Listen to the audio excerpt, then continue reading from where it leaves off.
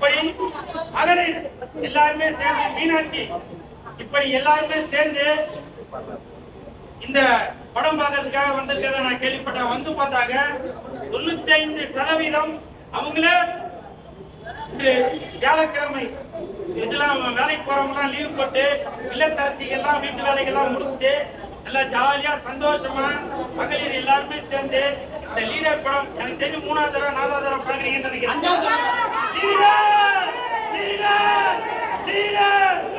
அப்படி நீங்க பிரம்மாண்டமாக வந்திருக்கிற இந்த லீடர் படம் பார்க்க வந்ததுல அனைவருக்கும் என் மனமார்ந்த நன்றிகளையும் வாழ்த்துக்களையும் தெரிவித்துக் கொள்கிறேன்.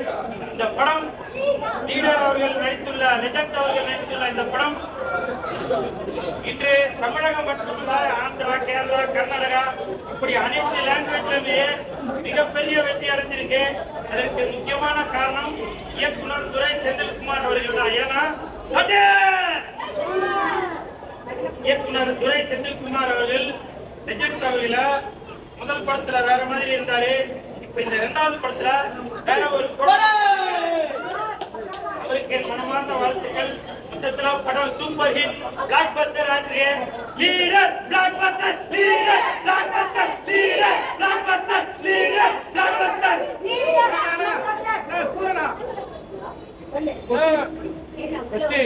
தூத்துக்குடியே அந்த ரோட் ஷோ போனாங்க. அந்த மாதிரி லெஜெண்ட் போனா கூட்டம் வருமானா? என்னங்க இப்படி கேட்டீங்க?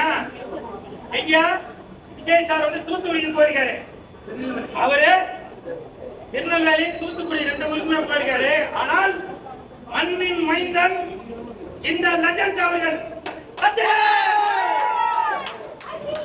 வெளியூர்ல இருந்து போன விஜய் சாருக்கே அவ்வளவு கூட்டம்னா மண்ணின் மைந்தனான லீடர் அவர்களுக்கு லெஜண்ட் அவர்களுக்கு எவ்வளவு கூட்டம் வரும்னு யோசிச்சு பாருங்க. லெஜண்ட் அவர்கள் தூத்துக்குடிக்கு போயிருந்தாங்க. விஜய் சார் தூத்துக்குடியும் திருநெல்வேலியும் போனதுனால அந்த 2 ஊர் மக்கள் மட்டும்தான் வந்திருந்தாங்க. நம்ம மண்ணின் மைந்தன் லெஜண்ட் அவர்கள் தூத்துக்குடிக்கு போயிருந்தாங்க. தமிழ்நாட்டில் மட்டுமல்ல இந்தியாவில் இருந்து தமிழ், தெலுங்கு, மலையாளம் எல்லா நாட்டிலும் அதற்கு காரணம் லெஜண்ட் அவர்கள்.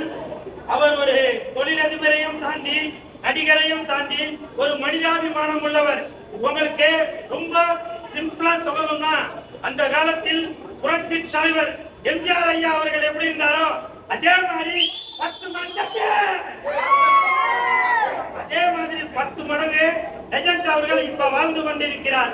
எனக்கு தெரிஞ்சு புரட்சி தலைவர் என்றால் அது எம்ஜிஆர் ஐயா அவர்கள், புரட்சி நாயகன் என்றால் அது லெஜண்ட் அவர்கள்.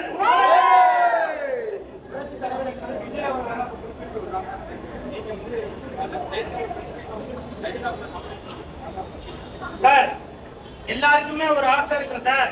ஆனால் அவர்களுடைய நற்பணிகளை பார்த்துதான் உங்களுக்கு தெரியும். விஜய் சாரு இப்ப அரசியலுக்கு வந்திருக்காரு. அதனால நீங்க வந்து புரட்சி தலைவர் ஒரு நாள் இவரா இருப்பாரோ அப்படின்னு சொல்றீங்க. ஆனால் எனக்கு தெரிந்து லெஜண்ட் அவர்கள் அவருடைய முன்னோர்கள் அவர் தாய் தந்தையில் இருந்து அவர் மக்களுக்கு பல நற்பணிகளை செய்து வருகிறார். நான் சொல்லல, வரலாறு சொல்லுது.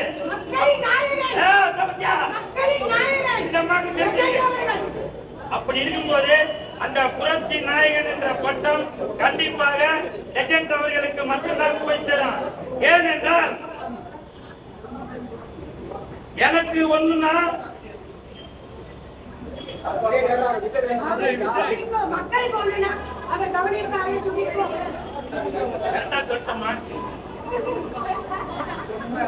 எனக்கு ஒண்ணுன்னா மக்களுக்கு ஒண்ணுன்னா லெஜண்டுக்கும் கண்ணு துடிக்கும், கண்ணு கலங்கும். அவர் நடிப்பே கண்ணிகளா இருக்கு.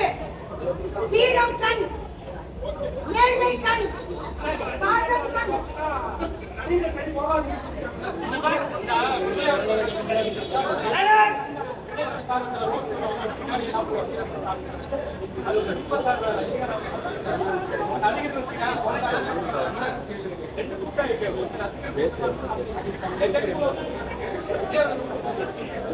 சார், நீங்க அந்த கேள்வி கேட்டதாக நான் ஓப்பனா சொல்றேன் சார். இப்பவும் சொல்றேன், நடிகர் முன்னாடி போறீங்கல்ல போங்க, ஆனால் ஒரு ஒழுக்கம் வேணும். இன்னைக்கு லெஜண்ட் அவர்கள் ஒரு நடிகர் தான். லெஜண்ட் அவர்கள் கார்ல வரும்போது இந்த தங்கச்சி போய் கார் வாசல்ல போய் விழுமா? இந்த அம்மா கார் மேல ஏறுவாங்களா? நீங்க சொல்லுங்க. பாத்தீங்களா? இதுதாங்க நல்ல ஒழுக்கம் என்பது. புரியுதா? நடிகர்கள் பின்னாடி போங்க, நான் வேணாம் சொல்லல. ஒரு ஒழுக்கம் வேணும். புரியுதா? ஒழுக்கம் இல்லாம நீங்க கார் மேல எங்க தங்கச்சி இப்ப கார் மேல ஏறுவாங்களா? யோசிச்சு பாருங்க. அததான் ரஜினி சார் சொல்லியிருக்காரு, ஒழுக்கம் வேணும் அப்படின்றது. புரியுதா?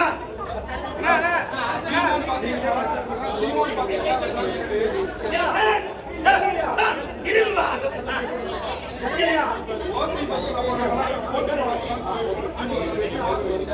இருமா இருமா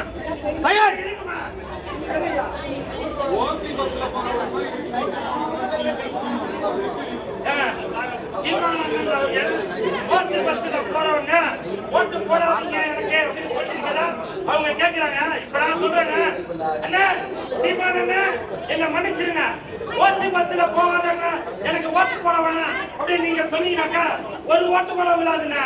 ஏன்னா இன்னைக்கு தமிழ்நாடு ஓசி ஓசி ஓசி நாயா வாழ்ந்துட்டு. புரியுதா? உனக்கு ஓசில என்ன கிடைக்கும் அதை நம்பிதான் இன்னைக்கு தமிழகமே வாழ்ந்துட்டு இருக்கு. அப்படி தான் தமிழக மக்களை இன்னைக்கு எல்லாரும் ஆளாக்கி வச்சிருக்கீங்க. எந்த இடத்துல ஓசி கிடைக்கும் தானே பாத்துருக்கீங்க. சீமானந்தன் சொல்றது கேட்டுதான்.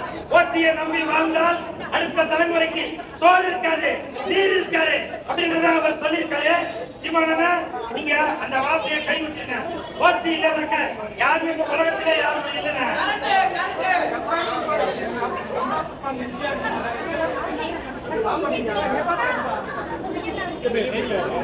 அதாவது எஸ்டிஆர் அவர்கள் நடித்துக் கொண்டிருக்கும் அரசன் படத்திற்கு தற்சமயம் பல சிக்கல்கள் வந்திருக்கு. காட்சி மரத்தில் கட்டளைப்படும் சொல்றாங்க. உதாரணம் எஸ்டிஆர் அவர்கள் எனக்கு தெரிஞ்சு ஈஸ்வரி கணேசன் அவர்களும் நம்ம டிஆர் அவர்களும் இணைந்து பேசி அதற்கு ஒரு காம்ப்ரமைஸான ஒரு முடிவு எடுத்தீங்கன்னா இந்த பிரச்சனைக்கு ஒரு தீர்வு காணும். இல்லைன்னா சோசியல் மீடியால யாருன்னா ஏதாவது ஒரு கருத்து சொல்லிக்கிட்டே தான் இருப்பாங்க. இதுக்கு முற்றுப்புள்ளி வைக்க வேண்டும் என்றால் அவங்க ஒரு தீர்மானம் எடுத்து அதுக்கு ஒரு பேச்சுவார்த்தை நடத்த வேண்டும்.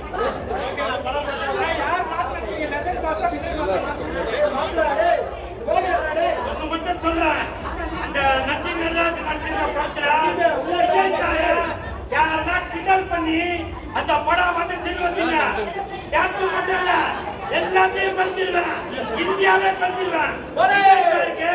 ஏதாவது ஒரு பிரச்சனை நான் அரசியல் சொல்லப்பா சினிமாவில சொல்றேன். ஏன்னா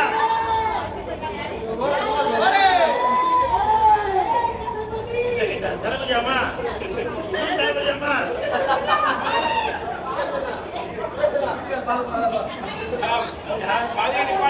அதனால விஜய் சார் உங்களை பத்தி சினிமாவில் ஏதாவது தவறு நடந்தால் முதல் அந்த தீக்குளிமா அந்த தீக்குளிக்க தங்கச்சி தான் முதல் தீக்குளிமா.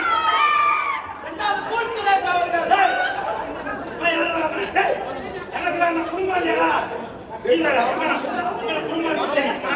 தீ குடிக்கிறீங்களா இல்லையா? குடிக்கிறீங்களா? அதாவது இந்த தீர்ப்பு சொன்னாக்க கண்மைக்கு மதுரையை எரிச்ச மாதிரி அந்த ஒரு சூழ்நிலை ஏற்படும். அதனால அந்த நட்டி நடராஜ் நடித்த படத்தை தயவு செய்து தணிக்கை குழு ஆராய்ச்சி பண்ண வேணும்.